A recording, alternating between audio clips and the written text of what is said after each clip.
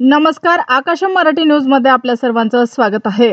आगा खान चौथे यांचे निधन, शिया इस्माईल मुस्लिमांचे पुढचे इमाम कोण असतील? तपशील उघड। 20 वर्षांच्या झाल्यापासून जगातील लाखो इस्माईल मुस्लिमांचे आध्यात्मिक नेते म्हणून काम करणारे आगा खान यांचे निधन झाले आहे।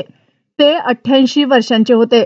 आगा खान डेव्हलपमेंट नेटवर्कने जाहीर केले की त्यांचा नियुक्त उत्तराधिकारी लवकरच जाहीर केला जाईल। 49व्या वंश परंपरागत इमामांचे मृत्यूपत्र लिबननमध्ये त्यांच्या कुटुंबियांच्या आणि वरिष्ठ धार्मिक नेत्यांच्या उपस्थितीत वाचून दाखवले जाईल आणि नंतर त्यांचे नाव जाहीर केले जाईल। तारीख जाहीर केलेली नाही। इस्माईल समुदायाच्या वेबसाईटनुसार आगा खान यांचा उत्तराधिकारी त्यांच्या पुरुष संतती किंवा इतर नातेवाईकांमधून निवडला जाईल।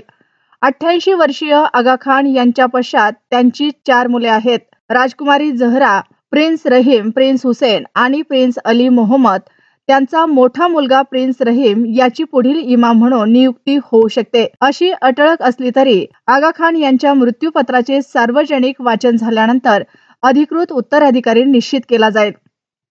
अशाच नवनवीन बातम्या पाहण्यासाठी आमच्या आकाश मराठी या न्यूज चॅनलला सबस्क्राईब करा। बातमी आवडल्यास बातमीला लाईक आणि शेअर करा।